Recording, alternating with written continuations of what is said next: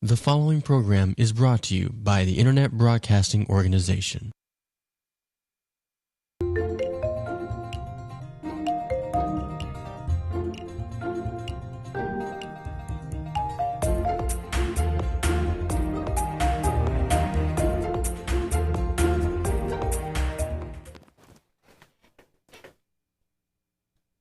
Welcome to Art and Soul, where I interview creative professionals on how they found their calling and what they're doing now. I'm your host, Trina Fallon.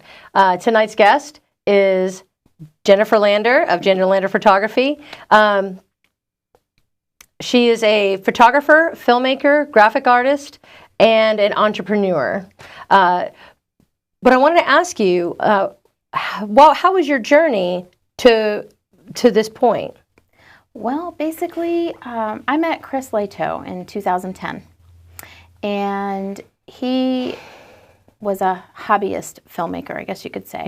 Started dabbling in it, and he had made a short, and then decided when I met him, he was just deciding to make that into a full-length film. And so when I met him, it was kind of one of those things where he wasn't sure if he wanted to continue doing filmmaking, because it can be discouraging sometimes, especially when you're not making any money at it.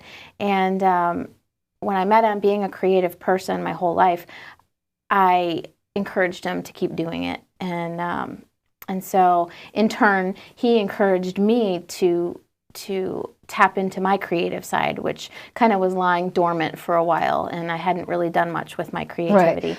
So basically, then I got into graphic design. I taught myself how to do graphic design, and little by little, and then I considered myself a freelance graphic artist, and made a little bit, enough to make ends meet here and there. But that's pretty much how it kind of led into. With the filmmaking, I slowly worked my way into it as well, and I really started to enjoy it, and I really, as a matter of fact, I think I kind of like the directing aspect of it best, as far from my standpoint, something that I enjoy doing, which also plays right into my photography. Yeah, absolutely, absolutely. I have to direct my subjects. Oh, yeah. To get them to pose, or to do what I need them to do for the photos. So they kind of go hand in hand, and I enjoy that part of it. And so having all of the equipment through the filmmaking, cameras, lenses, and all that, I started toying around with it, because I always wanted to do photography as a hobby, but I never could afford the camera or anything like that. So I just never really went into any thought. I never put a lot of thought into it. Right. So a friend of mine, who is also a filmmaker, producer, I met her through some of the films that we were doing, and we talked a little, and we got to know each other a little bit, and so she asked me if I would be interested in doing some product photography for her. And how did you meet her? We met through a mutual filmmaker acquaintance, friend, I guess you could say, and she was putting together a film, and another filmmaker suggested that we meet, that it might be a good connection for us. And so, we've done a little bit with her, a little bit of work. We did a short with her not too long ago, called 7 Stages of Love. Oh, nice. Which was a romantic comedy, and Chris his thing is horror film, is what he kind of started at. Yes, I know, it is. So, that's Reaper Films. And, we have a lot of fun with that. But, of course, I want to do other things, too.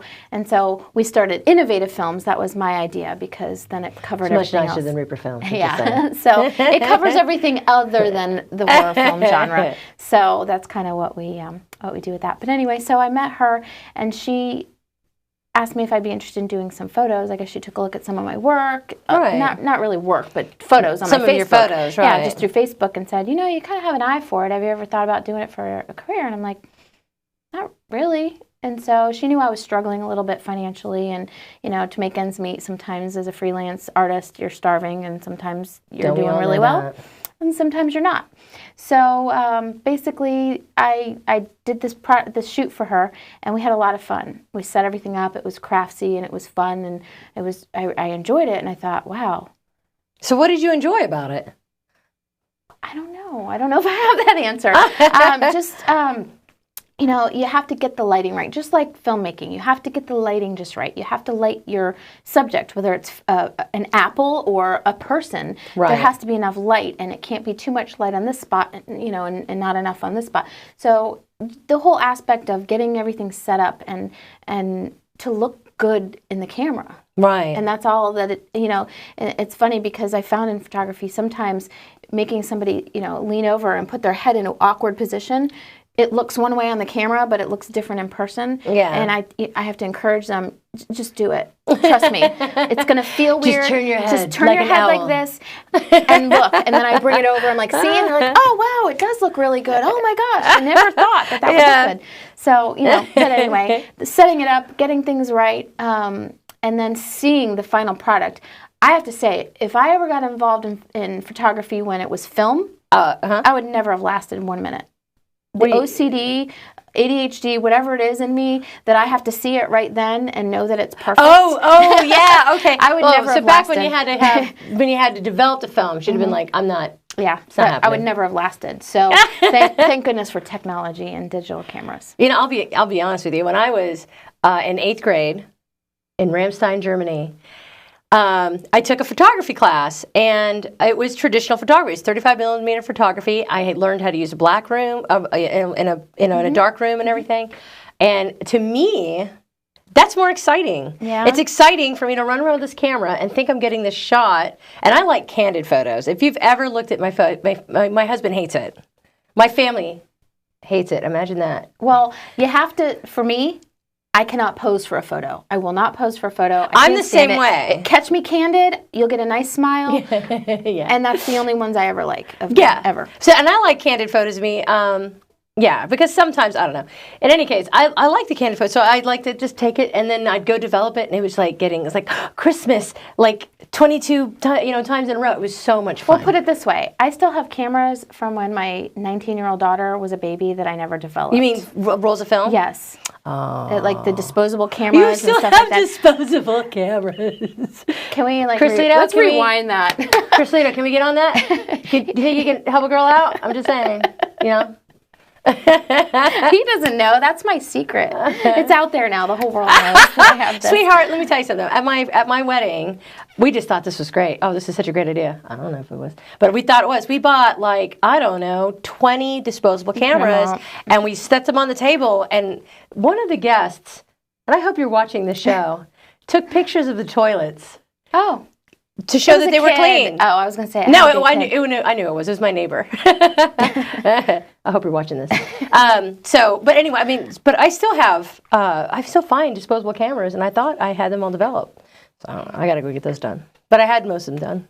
But that is, I liked it. I liked that part. Now, one question I had was, when did you realize you wanted to, after you got that gig, and then you did the commercial photography, and then what happened? Then I kind of started, I don't even know where I went from there. It sounds silly that I don't remember, but it wasn't that long ago. But for some reason, then I really started thinking seriously about it. Okay. I thought, maybe I should do this. And so I thought, I'm going to have to do a lot of free stuff, and I've got some learning to do. I didn't know everything about the cameras. It was literally like, oh, I've got a nice camera. Let's go outside and take a picture of this flower. And it came out amazing. It was stunning. I have this one. It's still on my business card. I should have brought it to show you. It's over there in my purse. But anyway, a bee happened to land on the flower as I was taking the photo. And It's a sign! It was one of the most fabulous photos I ever took. And so, wow. Just the love of that part of it, like seeing it and the clarity and the sharpness of the photo and how pretty it was. And so I really enjoyed it. And I took a few of my kids and, here and there. And then I started to, I don't know if I put a Craigslist ad up or what happened or somebody. And then, so I did a couple free gigs here and there. Not many, though. Mm-hmm. In all honesty, I really didn't do many. I thought, well, what I'll do is I'll just charge a little bit so that I'm making something while I'm building a portfolio. Next thing you know, right now, I think it's because I'm so overwhelmed with the fact that I get a lot of word of mouth and things like that I stay pretty busy. I stay very, very busy. And I'm a successful photographer, but I wouldn't consider myself a rich one. But I started out charging just a little bit so that I've built a portfolio. I've got a portfolio and then some. Right. And I love every bit of it. Like, I just love it. I love being able to take photos of whether it's headshots, family, a baby turning 1, a newborn. It's just, there's a lot of different aspects of it. And it just grew into this thing. It snowballed. It literally was a snowball effect. Yeah, I understand. You're really busy. It just happened. And that's when I thought to myself, this is what I'm supposed to be doing. Yeah? I enjoy it so much. Did anything come to you as easy? Like, because like you were an entrepreneur. When you were an entrepreneur, was it ever this easy? No, never. Like, what? Give us an example. Give me an example of like what you had done before. Like what? Because I understand you're an extremely. Well, I was a massage therapist for almost 8 to 10 years, and it came to me. The work came to me. I'd never advertised. I put one yellow page ad Was out. it at all the same? I was successful at it because of word of mouth, and I was fairly good at it, so I was able to build a business. Who doesn't want a massage? So, right? That was the only thing other than this that was good, but I got tired. I didn't want to do that anymore, traveling around. So I kind of got out of that. And but anyway, in my lifetime, most everything I've ever done, it just seems like it was a struggle. It was work. It was so massage therapy. That felt like work. No, that was the only. Well, physically, yes. Yeah. So it was physically draining. So when you're a photographer. It doesn't feel physically draining to me. Doesn't feel like work? It doesn't feel like work at all.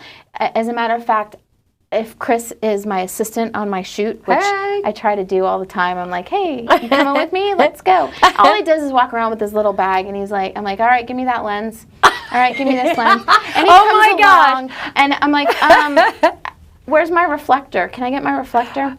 Oh my gosh. So he's there, and he's my assistant, and it's fun, and he enjoys being there with me because I think he shares that passion. Absolutely. Yes. He's a very Chris Lito works with her, and they are boyfriend and girlfriend. Yeah, they're together.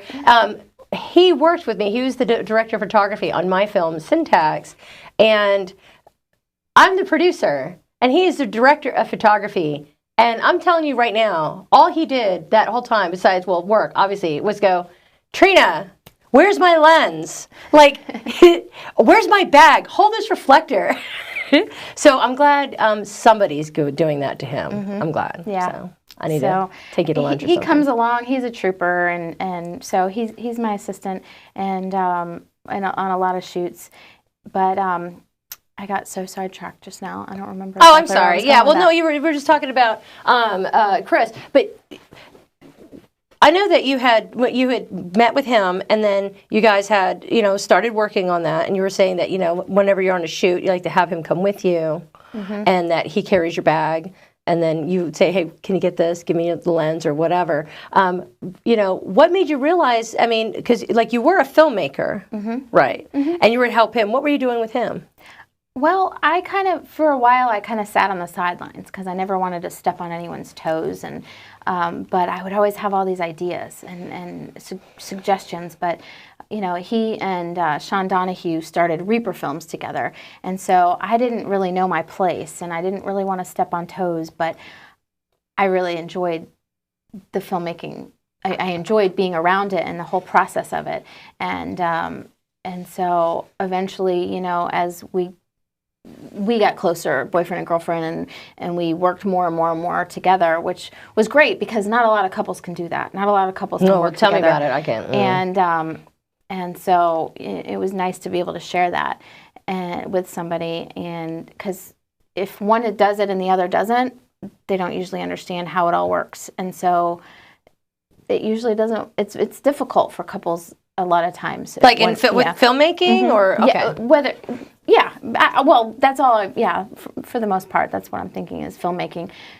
It's a lot of work. It's a lot of time. It's a lot of energy. And if you don't understand, it's kind of like drawing something. You start with this little bit, and then it builds into this big picture. And that's how filmmaking is. It starts as this little tiny thing, and the story, and then you have to make it happen. Yeah. You have to make it happen, and then it turns into this big picture. It's such an incredible process, though. It really is.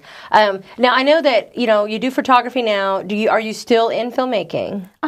And I've gotten more and more involved in it. And like I said, I enjoyed directing aspect of it. And a couple of projects that are coming up, and I have in the past too, is I've been first assistant director. And I actually did write a short film, directed it, edited it, all of that fun stuff. So I got my feet wet for the first time all on my own. How was pretty it? much.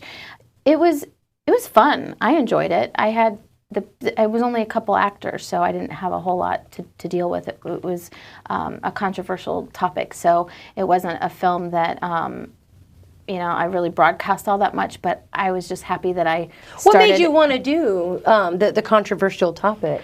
It was different ideas pop in my head all the time. I feel you. I'll be in the bathroom at the movie theater. Hi. Came up with a movie. Chris is like, write it. I'm like, okay.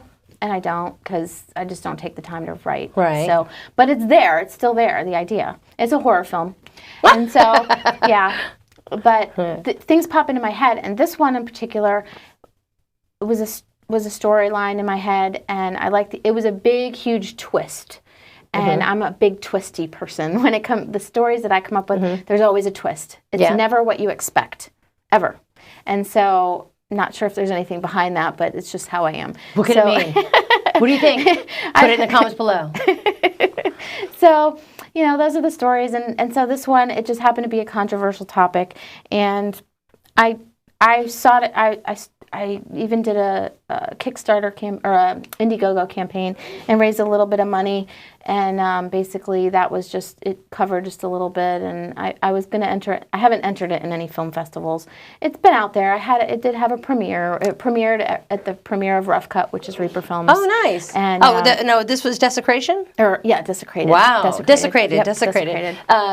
So is it out anywhere where we could see it? Mm-mm. Hey, she's hiding it. Yep. It's hidden. Big bucks. You want to see that, you're going to have to pay big. But yeah, so it's just, I think for me, it was just wanting to just get it. It was you testing the waters. You put your little tootsies in. Once I did that and I directed it, and if I could get the actors to do what I got them to do, I'm pretty confident that I can direct a film. So. Oh, I totally agree. No, I do. I am not just saying that. What are some of the obstacles that you've had to deal with? Is in photography, just learning and understanding what I'm doing, but having the background. I keep going back to film because that's what I did first, but having the film background and the graphic design background, it just all ties together. I'm always on the lookout, when we're at a park, I'm making sure that I'm not getting the cars driving down the street in the background and things like that. So I'm always looking out for things that I notice on sometimes. So you have an attention to detail. Yes, I notice on other photographers, pages and things, they don't pay as much attention to things like that. And so I'm kind of a perfectionist. Yeah, I'm a perfectionist. So when I am doing it, and if I do sometimes I'll get something in there, even if it's a sign, I will edit the hell out of that and get it out. And so what do you use for editing? I use Photoshop for a lot of stuff, and then Lightroom, which is Photoshop Lightroom, which they just go hand in hand for photography editing. And so, yeah, that's what I do. Okay. So when as far as like what is your well, no, we already talked about your philosophy. So what are you doing now?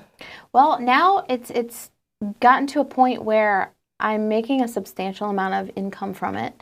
Not rich, but making a decent amount of money, and I just got a living. I just got to humbly. I just got to a point recently where I had to say, Chris is like, "You're charging too little. You're charging too little," and I'm like, "Well, I want to get the business too, and so I don't want to. I'd rather get volume." And, business-wise, entrepreneur-wise, and in many different businesses, you'd rather have volume. And so I'm like, well, and he's like, yeah, but your quality is worth more. And, right. He's really been talking to me about your quality is worth it. You're worth it. You're worth it. And so it's taken me a while to really recognize that and say, hey, wait a minute. And, I look at my stuff and sometimes I just stare at it. I'm just like, wow, I can't believe that. Like this photo here that's on the table. This photo right here, I stare at all the time. Now, this model, her name is Destiny Capella. Okay. And she is she's 15 years old, amazing girl. She's beautiful, and she's really fun to work with, really easy to work with. And that camera? Okay, this camera. Anyway, You can't see it. Can you see it? So this particular model, it's just one of my favorite photos that I've taken. There. And, it's up, yay. So we got in the water. This is in October, and the water started getting cold. And on Honeymoon Island, I rolled up my shorts and got in the water, and we walked out to the rocks where the water crashed in. That was fun. But I don't even, see, I get so sidetracked because I keep going. But So what's your favorite part of photography? I can't pick. You can't pick? No, because I enjoy doing the newborn photos. I enjoy maternity sessions, and I enjoy I haven't done a whole lot of weddings yet, but I have some coming up, and I can't pick one. I like working with models. I like product photography. Okay, so then I'm just going to go ahead and ask. What was, and you don't have to use any names, the worst photography session ever? Because then I'm going to ask you the best. Yeah, the worst one I had was on a rainy day. Oh. And I did a Living Social. I've used Living Social and I've used Groupon, which a lot of people are like, oh yeah. I liked it because I like Groupon. It got me business and repeat business. Oh, absolutely. So sure, they paid a little bit on this one, but the next one, and so that's how it works. So I met a lot of great people and I really enjoyed it. But I had this one that bought a Living Social. It was Living Social, and the day came and it was raining, and I sent a message and I said, look, when it's raining, I can't come because my equipment. Well, I kept my kids home from school. We need to do it this day. My husband's off from work. He doesn't have many days off, and I was like, okay, well. We're going to do it at my house, so if it rains, we won't be outside. We'll just go in the lanai or the screen porch. And I'm like, okay, that's fine. So I get there, and I realize that I've left. This is humbling. I've left my camera bag at home. Oh, hey. Okay. That's terrible. Have not since then. Never will again. Oh, absolutely. But I left and so I told a fib. I didn't even want to tell her that I didn't leave that I left my whole camera at home. I just said, I left my battery at home and I got to go back and get it. I live right down the street. A battery is a lot. It's understandable. Because, you got to plug those little suckers in, I'm just saying. So, but to say you forgot, yeah. So I think that was wise. I was like, how as a photographer can I say I left my whole bag, my whole camera at home? And it was because I was so used to Chris loading it all up for me that I was on my own that day. My gosh. I blame him. It's all his fault. That is awesome. For not loading it up for me. No, I'm kidding. How could you, Chris? So anyway, so I get there and I go home and I get it, and this lady is very neurotically texting me, knowing I'm driving, going, where are you? And so I'm already stressed to the max. Yeah, you bet. Because I'm feeling like and so like what? A donkey. So I get back, and I'm, at this point, 45 minutes has passed, and, and it's raining, but it started raining 10 minutes after our session would have started anyway. So it had nothing that part of it had nothing to do with me. Well, she's blaming me now for being late, that we could have gotten some photos done before it rained. Which, technically. And so I said, hey, look, I'm at fault here. Yes. Let's take what we can. We'll get what we can. You take a look at them, and if you find that you're not happy with this, I will redo the session on a sunny day, wherever you want. Yeah. And she's like, okay, great, thank you. Good. And so I left. I uploaded the photos. She sends me a nasty message telling me she hates them all. I hate them all. And there were some good photos in there. Not all of them, but there were some good ones in there. Yeah, things are maybe. And so I'm like, okay, well, she goes, I would hope that you're going to offer your other session for me. And I said, of course, I told you that I would, so of course I will. So we set it up, and don't you know that day comes and it's going to rain. So I sent her a message in the morning, and I Murphy's Law. I said, it's scheduled to rain today according to the weatherman, and we can play it by ear. You never know. Sometimes at your time when we're going to meet, maybe it won't rain. So let's play it by ear. I'll message you throughout the day and let you know if it's raining, because she was going to come over to an area by where I lived, which wasn't far from her. But anyway, so she was coming towards me, and I said, I'll let you know how it is. throughout the day, I said, it's still not raining. Everything's good, blah, blah, blah. So 10 minutes before the session, I said, okay, I'll see you in 10 minutes. And she goes, oh, well, when you said it was going to rain, I made other plans. Oh, hey. So I'm like, well, I've been texting you throughout the day saying it's not raining. I'll see you in a little while. Right. And so it just was bad. It was a bad experience. And the whole time I was there with her, she was ridiculing her son. I've never heard a parent do this. She's like, why are you smiling like this? Don't smile like that. And she was really nasty. And, you know, I hate to talk bad about people, but that was a bad experience. No doubt. And I stayed professional. I tried to maintain. It was a bad experience. So what was your best? Some magical experience. That bee on the flower is pretty magical. Anything close to that? Is, yeah. Anything close to that? There really isn't. I mean, nature itself is just pretty amazing. And if I get beautiful days where I get enough sunlight and take great photos outdoors, there you go. I'm happy. So it sounds like you just kind of got into photography because, you know, other people had seen your work and that they wanted to kind of get your eye on things. And then one thing led to another, and then that's what you've been doing. And you do, what, wedding photography? Mm-hmm. What else do you do? Newborn, maternity, portrait, family portraits, headshots, senior photos, pretty much anything, commercial photography. Oh, commercial. I did have a big gig with Innisbrook Resort, too, at one point. I don't think they ever used my photos, though, which is really strange. But I think they had trouble downloading them and stuff, and it just was like a communication thing. But other than that, yeah. Oh, hey. But for some reason, I never saw any of the stuff on there, and they kind of stopped messaging me.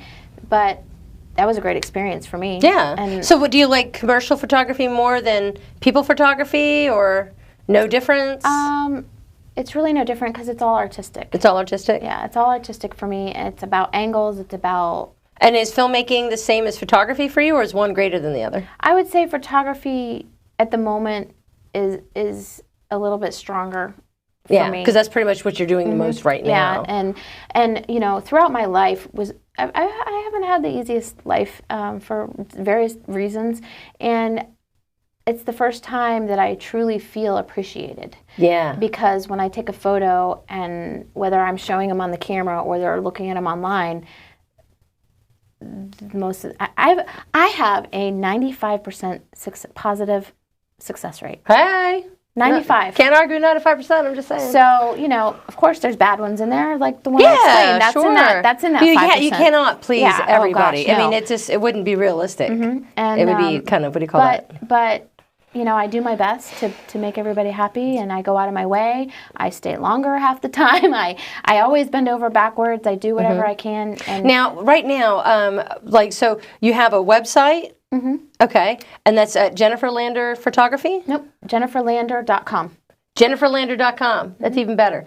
And then you also have a Facebook page? Yep, and if you go to my website, you can actually get to it. So if you want to get to my Facebook page, it's Jennifer Lander Photography. Okay.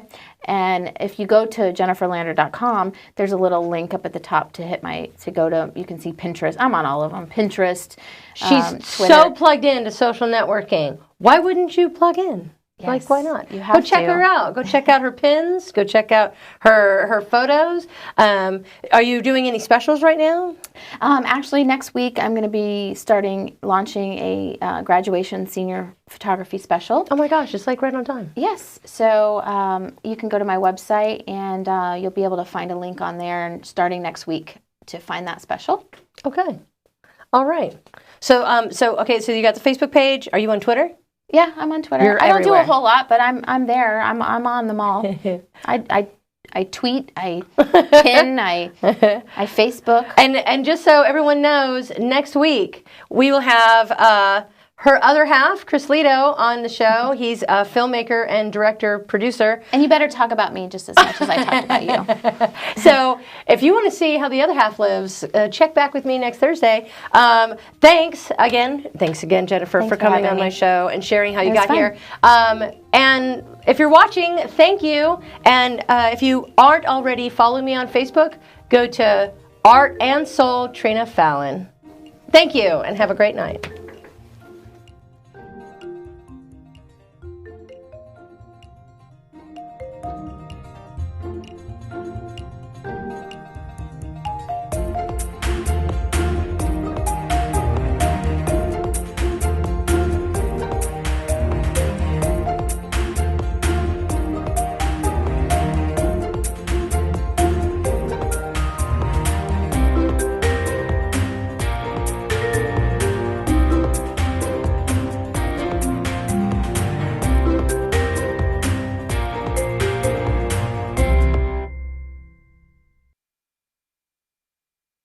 This program was brought to you by the Internet Broadcasting Organization, setting the standard for new media broadcasting.